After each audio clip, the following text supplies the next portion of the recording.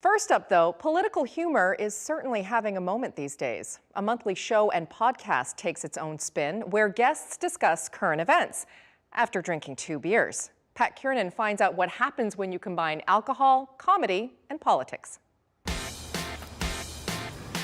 So where are we? We're in our apartment. Have we consumed any beers yet?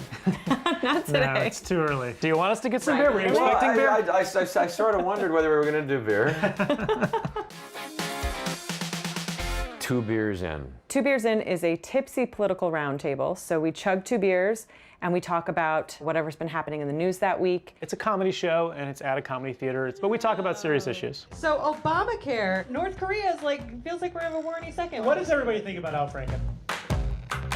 Charlie and Cody created 2 Beers In at the Upright Citizens Brigade Theater, also known as UCB, the New York City institution where comedy stars such as Amy Poehler, Donald Glover, and Zach Woods began their careers. It's also where the married couple met as performers over a decade ago.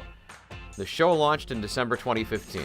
Our show started right before the primaries. Trump had already come down the escalator. We were sitting at this kitchen table right here with our comedy writer friends, having a couple of beers and talking about politics. So you wanted to somehow bottle that up. Yeah. So we thought, well, maybe somebody would want to listen to this. I think of 2 beers in like going to Thanksgiving or Christmas dinner with your family. You've all had a couple of drinks, and you're going to let your opinions fly. Every interaction that we have with insurers is awful. The Democratic Party was completely wrong on Bill Clinton. Now is the time to talk about gun control. I mean, Sopan, you're in the media. Why is that a blip on the news one night and we're moving on? Yeah, as the only journalist in the world, I can definitely comment on why. UCB has a New York brand that I think also helps in convincing people this show is for real. Absolutely. Journalists that we've reached out to, we found that they're excited to do a show at UCB. And our very first show at UCB Theater East, we had Pat Kiernan as our first guest for our very first show. It was an unsolicited email that I received. I wanted to see if you were interested and available to be on the panel for our first show, and then you wrote, you'd fill out the actual journalist role. Our goal when we're booking shows is to have a mix of everything. So we've had Saturday Night Live cast members, Sal Gentile, who's the main writer for Seth Meyers' Closer Looks. Writers for Colbert and Daily Show. We've also had Katie Tur, Alex Wagner. And you told Katie Tur that Pat Kiernan did the show. Once we had Pat Kiernan do the first show, we could get anyone. If Pat Kiernan's gonna go drink 2 beers and wake up at 4 a.m., I can do it. You just said you'll be drinking a lot and talking publicly, which is always a great combination. You really want to get as drunk as possible before you go on the record. This feels like a safe space. Yeah. I agree. This is like we're getting drunk right now. I'm already feeling it. Yes! Honestly, I don't drink that much, and also my race doesn't possess the enzymes necessary to actually... To be told like we're gonna get a little tipsy and talk about political stuff is like a little scary, because who knows what I'm gonna say.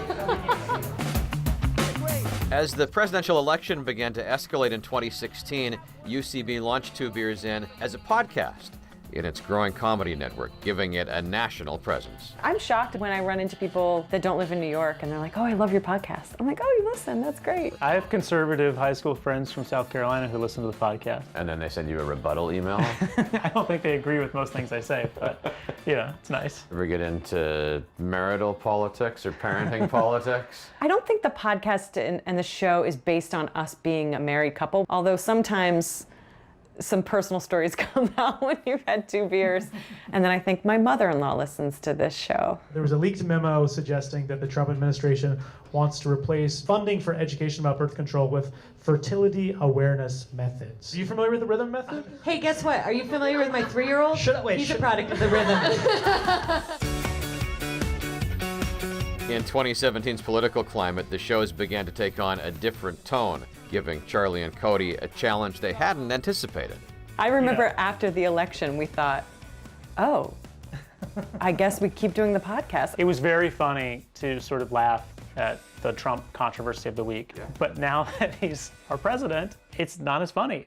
I think people are feeling more activated, more angry. Does it corrupt the show? That it becomes a venting session rather than a comedy hour? Our goal as hosts is to remind people that this isn't Meet the Press. This is a comedy show. We need to move on to taxes because, guys, we wanted to get you the most drunk before you talked about the tax code. This show continues to grow in its audience as well as in the kind of conversations that it can have, because politics is touching more and more of our lives right now.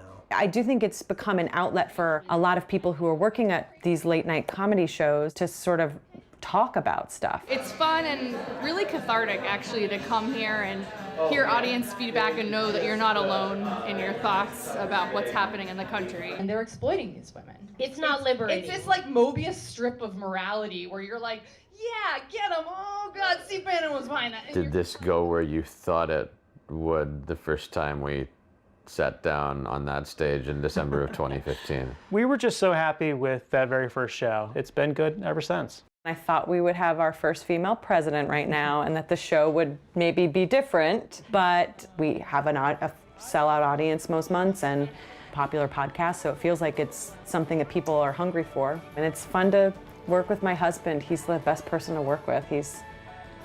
I did a good job. Wait, why did you do a good job? I married him, so I did a good job of picking a husband / working partner.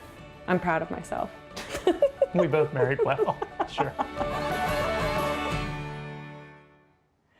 Talk about some much needed relief. The next Two Beers In show will be January 22nd at the UCB Theater in the East Village.